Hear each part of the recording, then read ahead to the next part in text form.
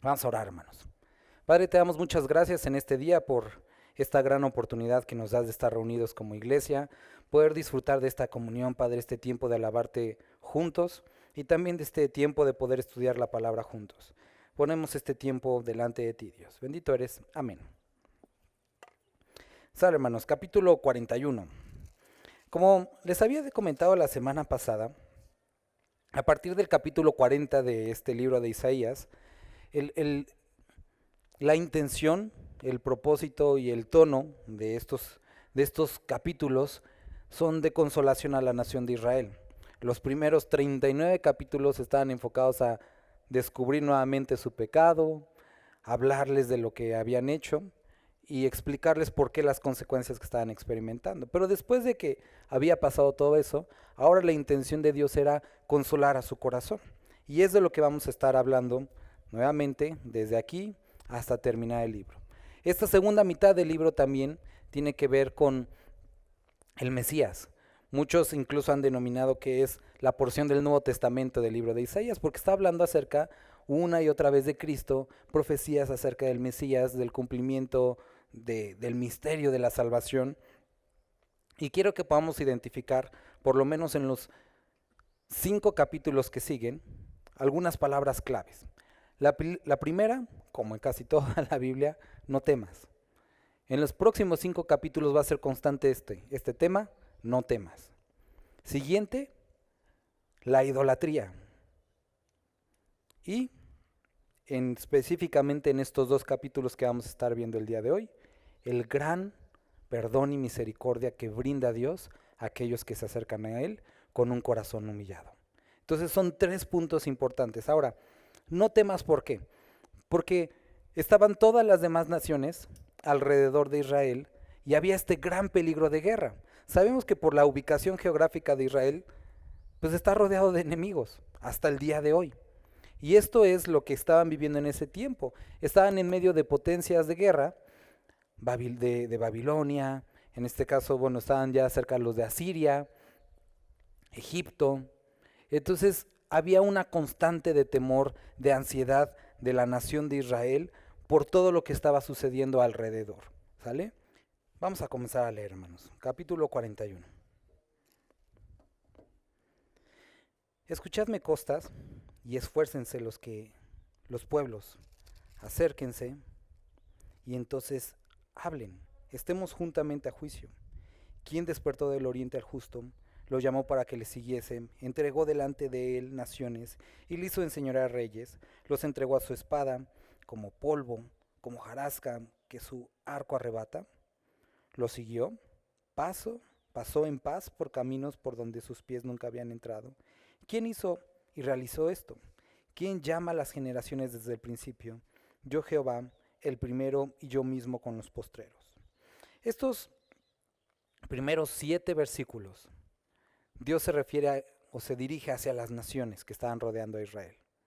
Si recuerdan, la semana pasada terminamos obviamente versículo 30 y 31 del capítulo pasado, y que nos decía que Él da esfuerzo, da fuerza al que está cansado, al que no tiene ninguna fuerza Él da. Pero ahora se refiere a las naciones que no tienen a Dios y les dice, esfuércense ustedes también si pueden. ¿De dónde han obtenido las cosas? ¿Por qué han sucedido las cosas si no es por mí? Llegando al versículo 8, ahora se dirige a la nación de Israel. Dice, pero tú, Israel, siervo mío eres, tú, Jacob, a quien yo escogí, descendencia de Abraham, mi amigo. Qué hermosas palabras que les pueda decir mi cuate Abraham, no mi amigo Abraham. Porque te tomé de los confines de la tierra y de tierras lejanas te llamé y te dije, mi siervo eres tú, te escogí y yo no te deseché. Así como la nación de Israel se sentía atemorizada por las cosas que los estaban rodeando, puedo notar en muchos, e incluso en mi propia vida, de repente hay momentos en los que te empiezas a sentir como hasta un tanto ansioso por las cosas que están sucediendo alrededor, por la cada vez más creciente presión hacia lo que creemos, hacia lo que decimos y hacia la forma en la que vivimos. Cada vez tomamos acciones que antes no teníamos que hacer, ¿no? Ahora salimos con nuestra hija y la tenemos que tener de frente porque atrás sabes que te la pueden volar. O sea, digo, siempre se han robado a los niños, pero cada vez es más. Ahora ya pienso mucho en los seguros, en las alarmas para los autos, cuando antes, digo, siempre se han robado los autos, pero cada vez más. Y así cada vez vamos tomando acciones porque los tiempos se están volviendo difíciles, debido a la salud, debido a la inseguridad, debido a la violencia, debido al ataque que hay a nuestra fe, a la moral con la que vivimos, la ética cristiana. Cada vez esto aumenta más y más. Y se vuelve complicado vivir rodeado de estos grandes monstruos que quieren devorar a nuestros hijos, devorar nuestra fe, nuestros principios, lo que creemos. Y en medio de este momento difícil, así como Israel estaba diciendo, estas palabras son muy importantes. Vuelvo a leer, dice, pero tú, Israel, siervo mío eres. Tú, Jacob, a quien yo escogí, descendencia de Abraham, mi amigo.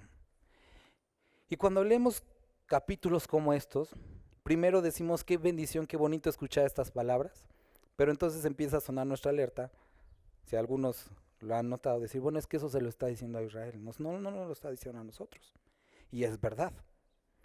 Uno de los grandes problemas es que muchas personas apropian promesas, verdades que no tienen nada que ver con uno, o que no encuentran que exista a veces una condicionante o algo que Dios requiere de nosotros.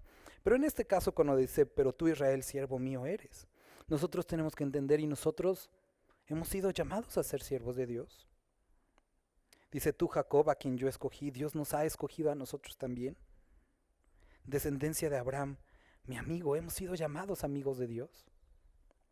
Y cuando nosotros volteamos a ver al Nuevo Testamento, sabemos que esto era la sombra de algo que iba a suceder y que sería realidad en cada una de nuestras vidas. Por lo tanto, siendo rodeados por todos estos males, siendo rodeados por todas estas formas de filosofías y pensamientos que se levantan en contra de nuestra fe, podemos saber primero que hemos sido elegidos por Dios. Primera de Pedro, capítulo 1, dice que fuimos elegidos en el preconocimiento de Dios para ser salvos. Y sabes, es una gran confianza y descanso, debería de serlo, saber que en medio de toda esta generación malvada, Dios nos ha elegido también a nosotros. Juan capítulo 15 nos dice, ustedes son mis amigos si hacen lo que yo les pido. Sabemos y entendemos que cuando vemos males rodeando a la iglesia, males rodeando a cada uno de nosotros, podemos descansar en que Dios nos ha elegido y que si nosotros estamos viviendo conforme a su voluntad, estamos mostrando ser amigos de Dios. Ahora, hermano, quiero detenerme aquí. Como les decía al principio, una de las cosas que Dios va a estar hablando en esto es acerca del temor. El temor, la ansiedad, es una de las grandes enfermedades de estos últimos 30 años. La otra vez me da risa a mi hija que no sé qué día estábamos, ya no me acuerdo qué estábamos haciendo, me dice, ay, es que me siento ansiosa. Y digo, ay, no seas payasa, ¿tú qué te vas a sentir ansiosa, no? Pero esto es algo cada vez más común y sí es verdad, hay muchos niños que experimentan ansiedad, hay muchas personas adultas de todas las edades que experimentan ansiedad, que experimentan estrés, que experimentan todo esto. Pero ¿sabes qué, hermano? Cuando nosotros vemos esto, capítulo 41 y capítulo 42, nos van a mostrar primero dos perspectivas. La perspectiva desde el mundo, cuando tú ves todo lo que te rodea, dices, sí, esto es como para llorar, pero después Cristo quiere recordarte que Él está contigo y sabiendo quién es Él, tiene que producir algo en ti. Sabiendo o conociendo la verdad acerca de quién es Jesucristo, debería de producir algo en ti. Si Dios demuestra y dice que Él es todo esto, entonces vamos a encontrar que hay algunas circunstancias, no todas, pero algunas circunstancias en las que el temor es pecaminoso, en las que la ansiedad es pecaminosa. ¿Por qué? Porque no has puesto tu confianza en Dios. ¿Sale? Dicho esto, ahora sí vamos a volver a empezar. Capítulo 8, versículo 8, dice, siervo mío eres tú. Entonces les dice, la primera base de por qué no tener temor con todo lo que te está rodeando es que, a diferencia de esas naciones que se sirven a sí mismos, tú me sirves a mí.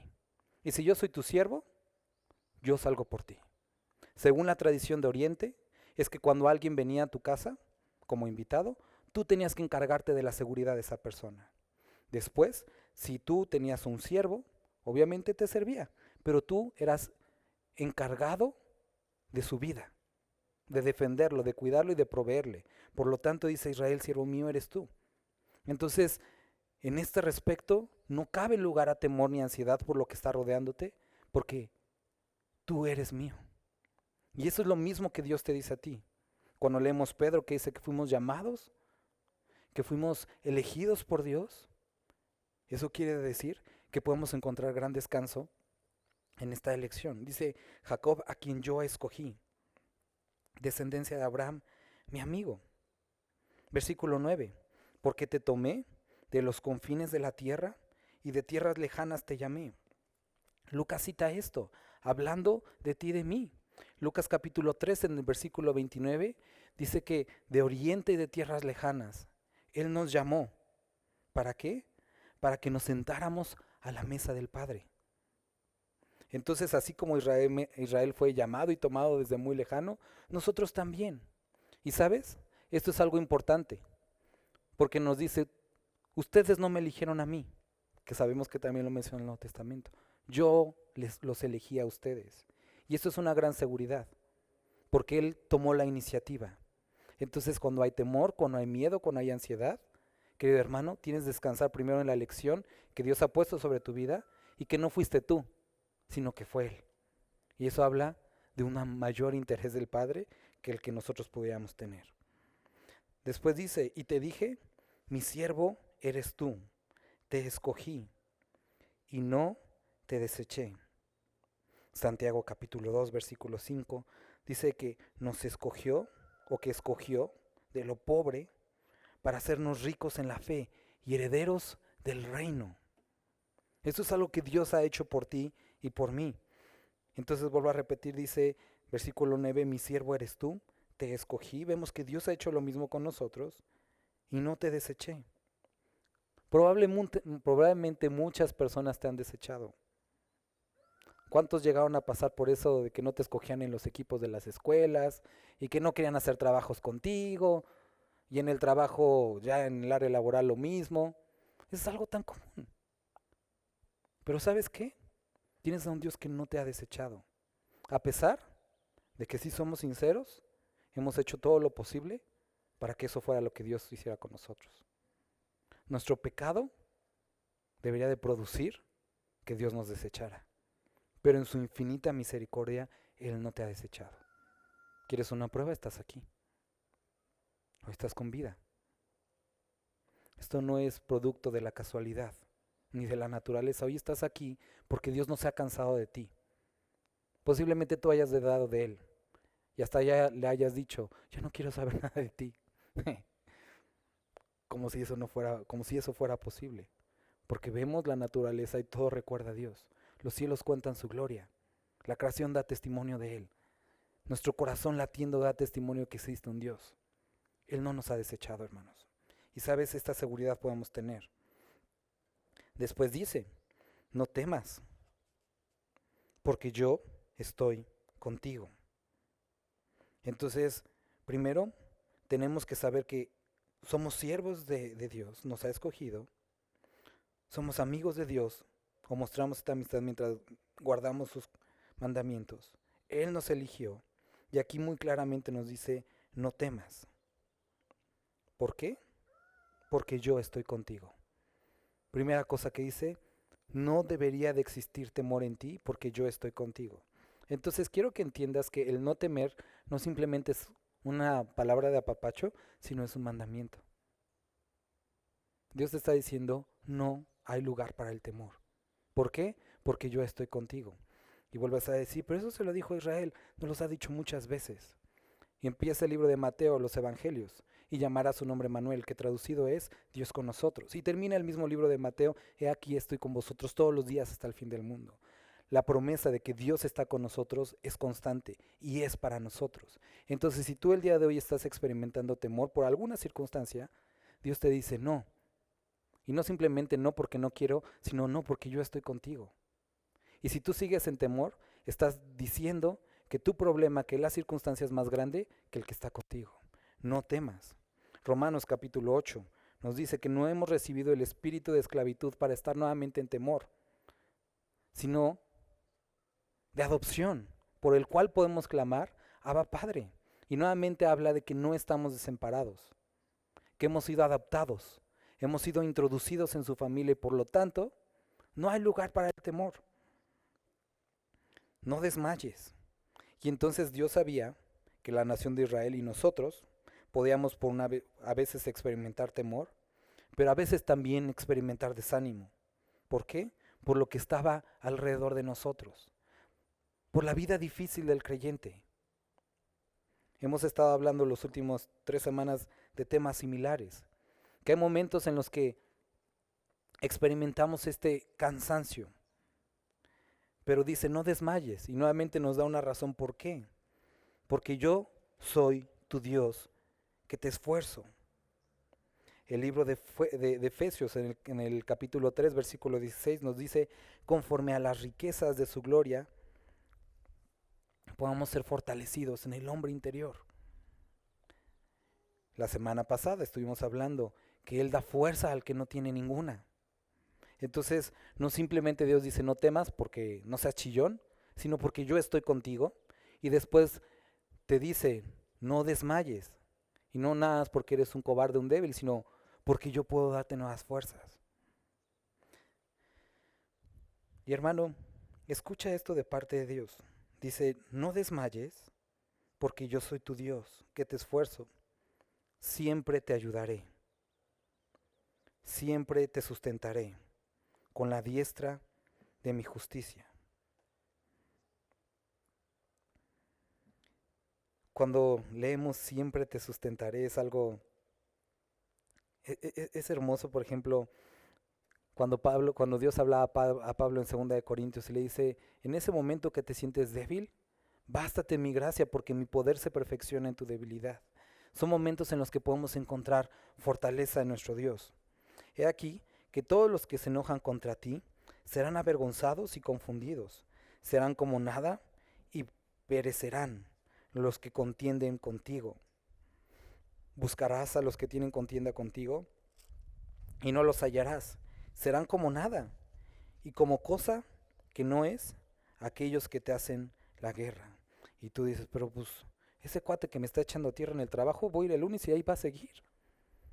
¿Sabes?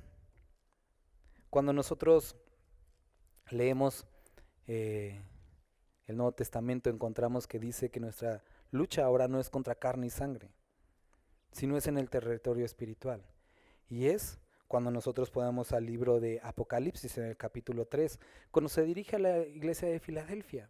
Él describe que aquellos que se habían levantado en contra de esta iglesia, dice aquellos de la sinagoga de Satanás, yo voy a hacer las cosas para que quede claro que yo estoy contigo. Y sabes, hermano, Jesucristo también le decía a Pedro y lo decía a todos nosotros, que las puertas del Hades no pueden prevalecer contra su iglesia. Entonces, cuando nosotros encontramos versículos como estos, podemos tener la certeza de que Dios sigue siendo el mismo y que toda aquella arma forjada en contra de su iglesia no prevalecerá. ¿Por qué? Porque Dios está con nosotros. Filipenses, capítulo 1, dice, conforme a mi anhelo y esperanza de que en que nada será avergonzado, sino como antes, con toda confianza, aún ahora, sea con mi vida o sea con mi muerte, Cristo será glorificado. Y esta es una esperanza que podemos tener. Versículo 13, porque yo Jehová soy tu Dios, quien te sostiene de tu mano derecha y te dice, no temas, yo te ayudo. No temas, gusano de Jacob, oh vosotros los pocos de Israel, yo soy tu socorro, dice Jehová, el Santo de Israel es tu Redentor. He aquí que yo te he puesto por trillo nuevo, lleno de dientes trillarás montes y los molerás, y collados reducirás a tamo. Hebreos capítulo 13, versículo 6. De manera que podemos decir confiadamente, Jehová es mi ayudador. Ahora, estos estos versículos que estamos leyendo, vuelvo a repetir, son dados en un momento en el que la nación de Israel estaba experimentando ansiedad y temor por los reinos que había alrededor. Y Dios les está describiendo todo lo que Él puede y quiere hacer con ellos. En el versículo 14 dice, no temas, gusano de Jacob, oh vosotros los pocos de Israel, yo soy tu socorro. Y tú dices, no se escucha tan tierno que les dijera gusano de Jacob. Hace una referencia basada en algo cultural judío. Está describiéndolos como gusano. ¿Por qué? Había este gusano que era como una termita, que era frágil, lo podías aplastar, y a pesar de su fragilidad, le habían sido dados estos pequeños dientes que podían derribar árboles completos. Dios ha dicho en su palabra, y esto lo vemos en el Nuevo Testamento, que podemos decir a los montes, pasa de un lugar a otro. Y obviamente no está hablando de una forma literal porque no tendría ninguna aplicación, sino está hablando de aquellas circunstancias adversas en contra del creyente, que sean quitados, y serán quitados cuando oramos conforme a su voluntad. Les decía que esta tradición oral en la nación de Israel hablaba acerca del poder de la oración en la comunicación con Dios. Y hablaban de que así como un gusano con su boca puede derribar un pequeño árbol, hablaba de cómo la oración, de esta comunicación de Dios, puede quitar aquellos grandes obstáculos que se ven de frente, aún siendo débiles como un pequeño gusano. Y por eso dice, no temas, gusano de Jacob, o vosotros los pocos de Israel, porque yo soy tu socorro, dice Jehová, el Santo de Israel es tu Redentor. He aquí que yo te he puesto por trillo nuevo, lleno de dientes, trillarás montes y los molerás, y collado reducirás a tamo. Los aventarás y los llevará el viento y los esparcirá el torbellino, pero tú te regocijarás en Jehová, te gloriarás en el Santo de Israel. Los afligidos y los menesterosos buscarán las aguas, y no las hay, seca está de sed su lengua, yo Jehová los iré, yo el Dios de Israel no los desampararé. En las alturas abriré ríos y fuentes en medio de los valles, abriré en el desierto estanques de agua y manantiales de aguas en tierra seca. Daré en el desierto cedros, acacias, arrayanes y olivos, pondré en la soledad cipreses, pinos y bojes juntamente, para que vean y conozcan y adviertan y entiendan todos los que la mano de Jehová hace esto y que el Santo de Israel lo creó. Del versículo 21 en adelante, Dios habla acerca de los falsos dioses y las falsas deidades, diciendo, todo esto que yo estoy prometiendo a la nación de Israel, ¿acaso ustedes lo pueden hacer? Ahora, versículo 17-20, que ya los leímos, dice, a los afligidos y menesterosos buscan las aguas y no las hay. Seca está de sed su lengua, yo Jehová los iré, yo, el Dios de Israel, no los desampararé. Y llegamos al capítulo 42. Termina este capítulo 41 con una promesa. Posiblemente el día de hoy, le decía a la nación de Israel y a nosotros, te sientas sediento, te sientas desanimado, experimentes temor. Dios está explicando quién es Él y lo que Él puede hacer por nosotros. Cuando nosotros llegamos al Nuevo Testamento, Cristo dice, si alguien tiene sed, venga, y yo le daré de beber ríos de agua viva, y de su interior brotará esto. Y esto nos lleva al capítulo 42, y espero que ahorita va a hacer todo más sentido. Capítulo 42, dice, he aquí mi siervo, hablando de Jesucristo. Yo le sostendré, mi escogido, en quien mi alma tiene contentamiento. he puesto sobre él mi espíritu, él traerá justicia a las naciones. Aquellos que han tomado ese discipulado de método inductivo, de cómo hacer un devocional, una de las primeras cosas que hablamos es que cuando estamos leyendo, buscamos quién es Dios y cómo es Dios. No se trata nada más de leer, de acumular información, sino de entender quién es Él y cómo es Él. ¿Esto en qué ayuda o beneficia o nos cambia? Que debido a las verdades o a los atributos en que encontramos de quién es Dios, entonces nosotros podemos creer o vivir de alguna forma.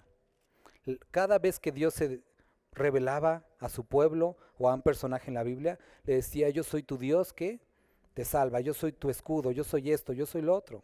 Y eso hacía que la vida del personaje que estuviéramos leyendo cambiara.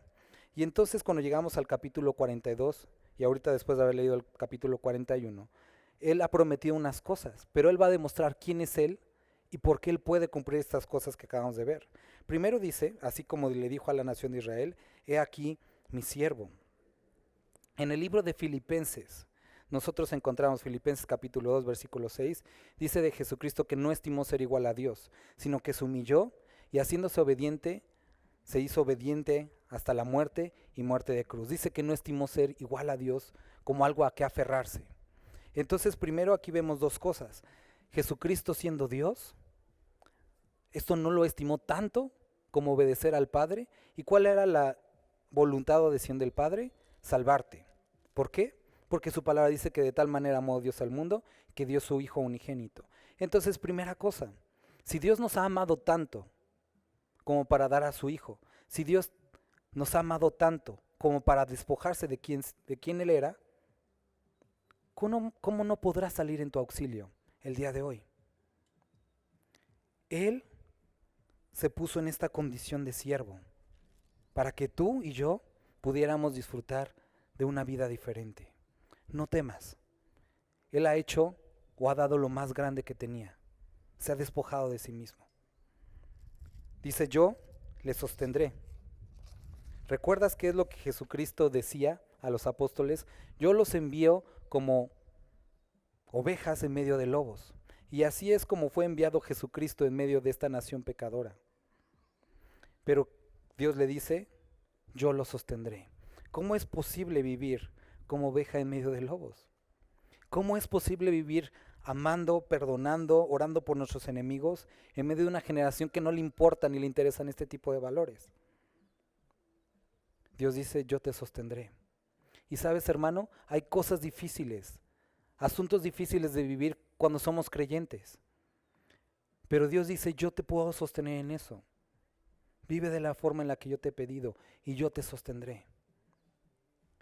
¿Te cuesta dar el primer paso con las personas, amarlos? Porque dices que se van a aprovechar de mí, seguramente, pero Dios te va a sostener. ¿Te cuesta trabajo vivir con honestidad porque dices que la gente se va a aprovechar de esto? Seguramente, pero Dios te va a sostener. Dice: yo le sostendré. Y de la misma forma Dios puede sostenernos. Dice: mi escogido, en quien mi alma tiene contentamiento. Y esto sucede o esto se cumple en Mateo capítulo 3. Ahora es súper interesante. Estamos hablando, esta profecía fue dada 750 años de Jesucristo. En el libro de Mateo, Jesucristo, primer capítulo 40 que vimos, habla de Juan el Bautista, y este habla de la introducción ahora de Jesucristo. Jesucristo desciende a donde está Juan el Bautista a bautizarse, y dice que descendió una paloma, y se escuchó una voz desde el cielo que decía: este es mi Hijo amado en el que tengo complacencia. Dice aquí: mi escogido, en quien mi alma tiene contentamiento. En él he puesto mi espíritu. Vemos que se cumple esto en el libro de Mateo. Y dice: él traerá justicia a las naciones. Hablando del ministerio universal, no únicamente a los judíos, sino para todos, de Jesucristo. Versículo 2: no gritará ni alzará su voz. No la hará oír en las calles, no quebrará la caña cascada, ni apagará el pabilo que humeare. Por medio de la verdad traerá justicia. Entonces, primera parte, vimos que podemos descansar en Dios porque Él ha dado todo. Después nosotros vimos que su escogido, en el quien Él tiene contentamiento y ha puesto sobre su espíritu, tiene como propósito traer a justicia a las naciones. Y nosotros hemos experimentado eso. Después nos habla de su método. Dice que no gritará ni alzará su voz. Era una forma que expresaba atraer atención hacia él mismo. Él decía que lo que él hablaba provenía del Padre, no de sí mismo. Y entonces nosotros aquí encontramos también un modelo acerca de la forma en la que debemos de actuar, no atrayendo la atención hacia nosotros mismos. Pablo decía, nosotros no nos predicamos a nosotros mismos, predicamos a Cristo y a este crucificado. Y sabes, hermanos, el día de hoy, a veces, no sé por qué, pero decimos, ven a mi congregación. ¿Y eso qué? Eso no salva a la gente. Predícales a Cristo. No les prediques una denominación. No prediques a Calvary. ¿Para qué los traes aquí? Háblales tú de Cristo. Es el que tiene poder de Dios para salvar a las personas. Y es que a veces decimos, bueno, te voy a llevar con el pastor porque él sabe más. Tú deberías de saber del que cambia vidas. Entonces, él no atrae la atención hacia sí mismo, hacia un ministerio, hacia un grupo, hacia una denominación, no. Él hablaba las palabras del Padre. Versículo 3 dice, no quebrará la caña cascada. Él no venía a los que estaban ya todos humildes y ya derrotados a darle la patada final, como muchas iglesias acostumbra el día de hoy. Vienen personas quebrantadas, con pecado, destrozadas sus vidas, y llegan a las iglesias nada más para que les hagan así. Lo último. ¿Sabes? Eso no es lo que hace nuestro Señor Jesucristo. Definitivamente Él aborrece el pecado, pero desea que el pecador sea salvo y que se arrepienta. Y sabes, hermano, si estás perseverando o mostrando a un Dios enojado y lleno de ira que avienta relámpagos, ese no es nuestro Dios. Porque Él vació toda su ira sobre la persona de Cristo en la cruz del Calvario, para que sobre ti pudiera reposar el día de hoy gracia. Veíamos la semana pasada, Él es Dios de toda consolación. Entonces, no olvidemos que Jesucristo no vino a dar la espadazo final, sino vino a traer salvación. Por otra parte, si tú te has sentido con condenación por algún pecado con el cual estás viviendo, cosa número 1, arrepiéntete. Eso es definitivo, Dios no quiere que vivas así.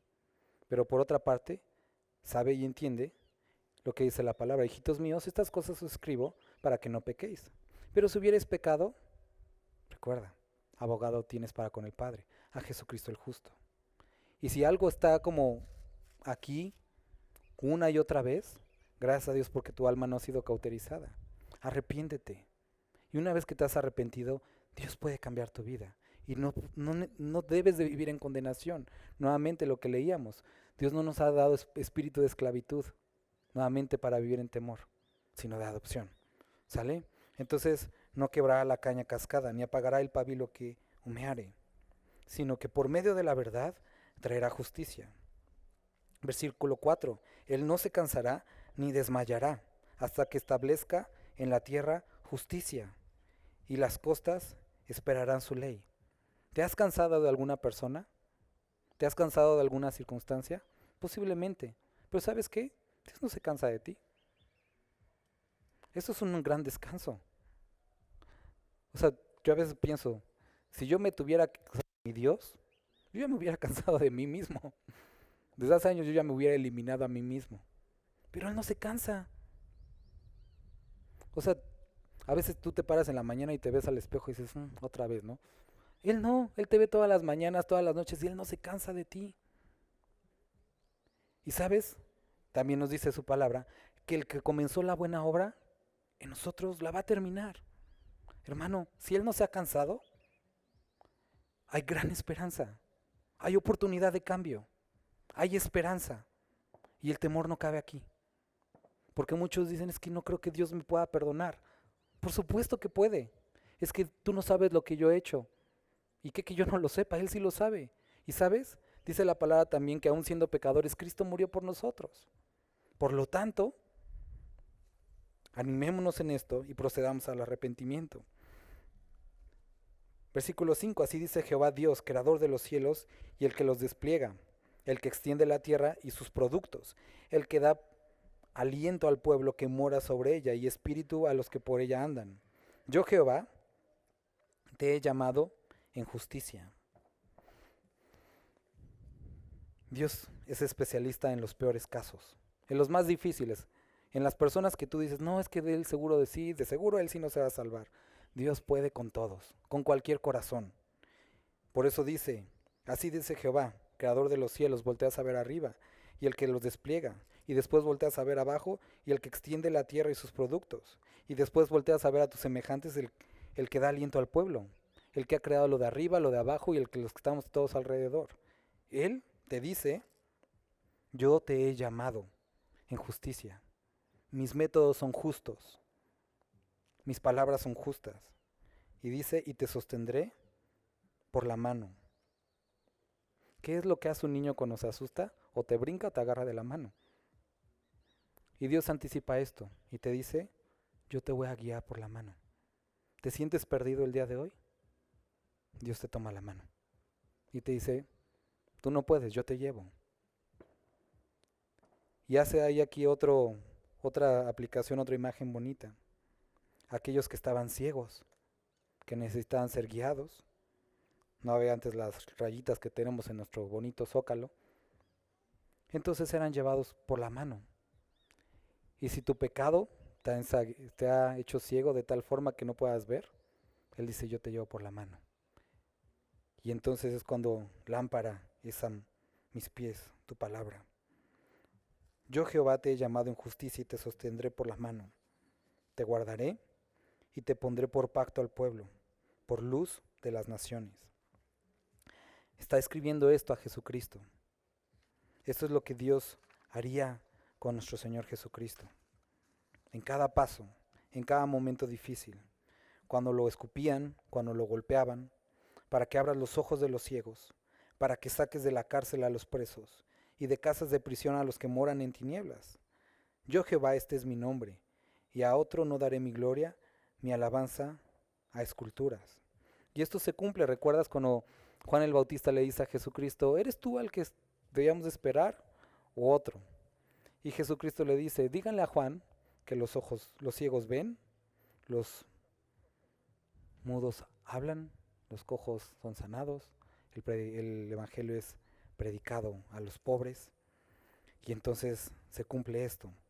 Yo Jehová, este es mi nombre, y a otro no daré mi gloria, ni mi alabanza a esculturas.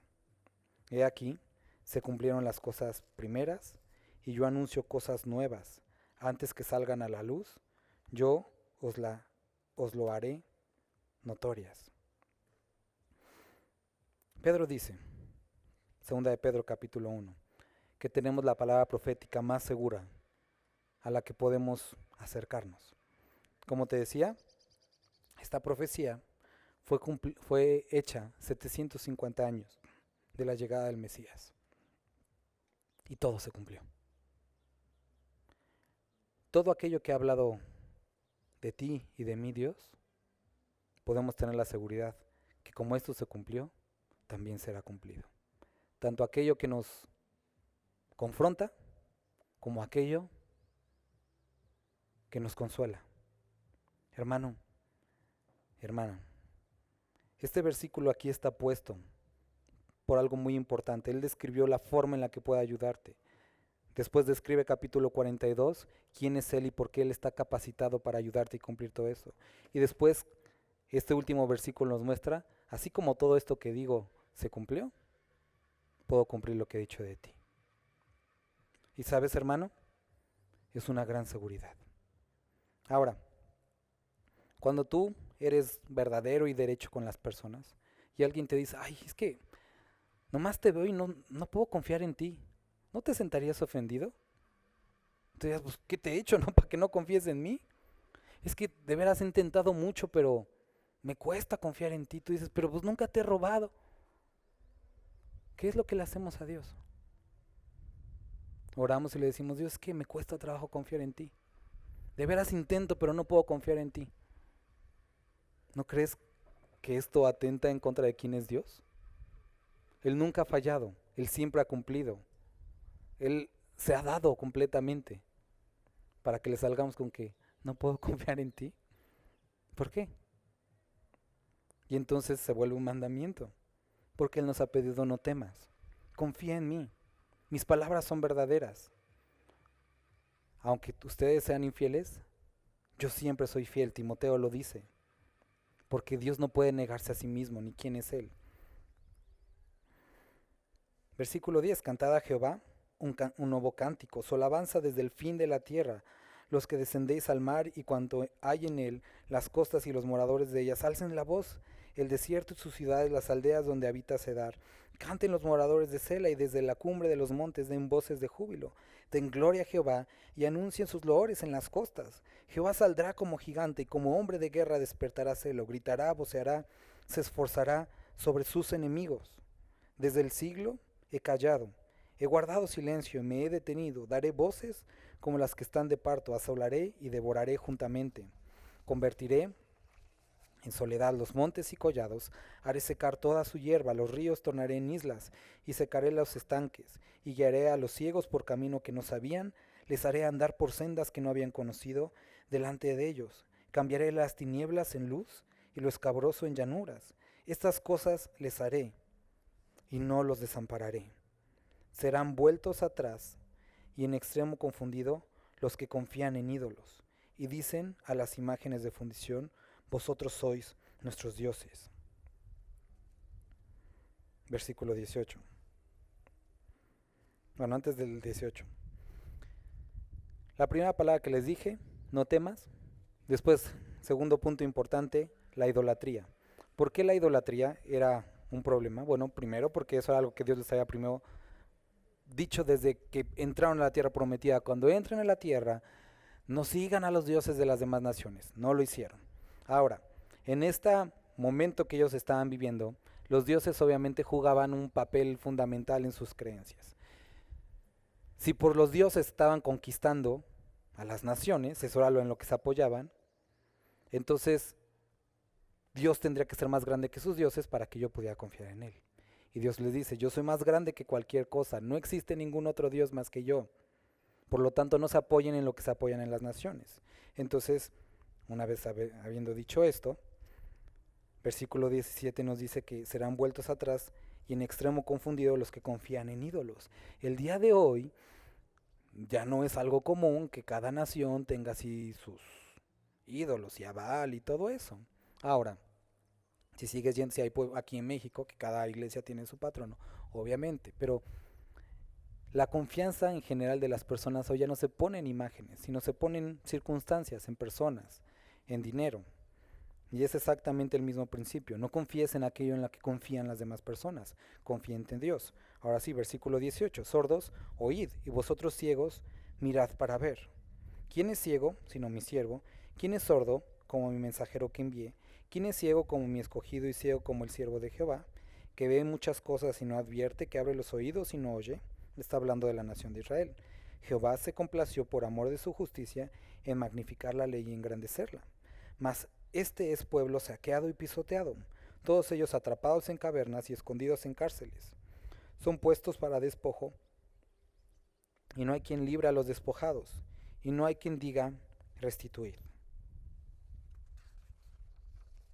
¿Quién de vosotros oirá esto? ¿Quién atenderá y escuchará respecto al porvenir?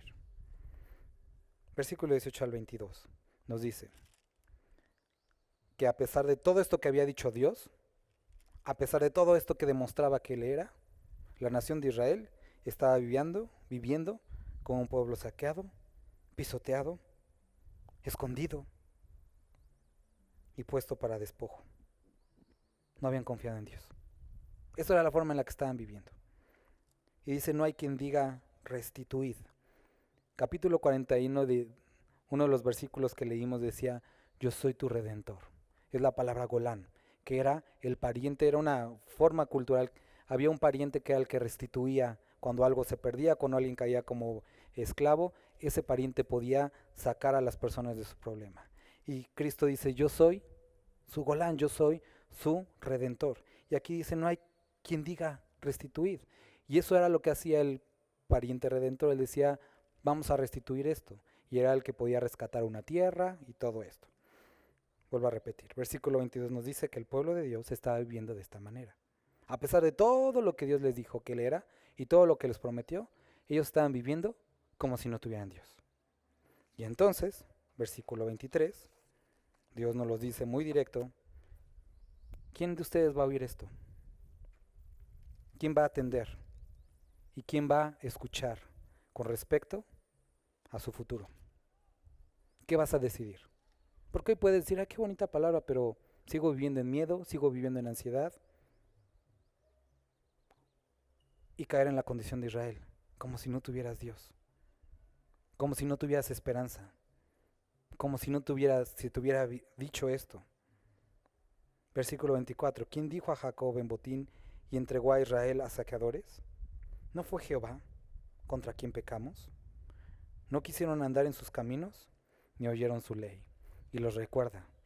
Recuerden que lo que están viviendo es producto inicialmente de haberme desechado. Es decir, si ahorita no quieren confiar en mí, ya saben a dónde los va a conducir esa actitud, porque es lo que los metió en estos problemas. Por tanto, derramó sobre él el ardor de su ira y fuerza de guerra. Los puso por fuego por todas partes, pero no entendió, y le consumió, mas no hizo caso. ¿Esto es una amenaza?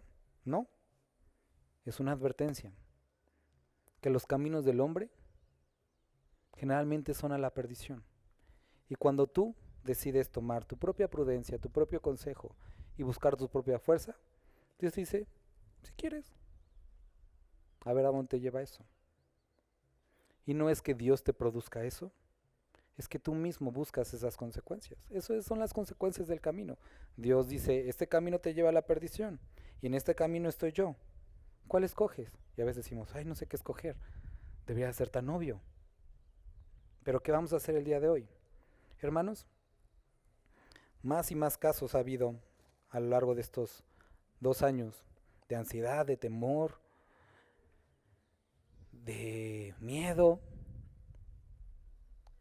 ¿Será que hemos olvidado que nuestro Dios es el que tiene control de esta enfermedad? ¿Que nuestro Dios está en control de la economía? ¿Que Dios está en control de nuestro trabajo? ¿Que Dios está en control de nuestra vida?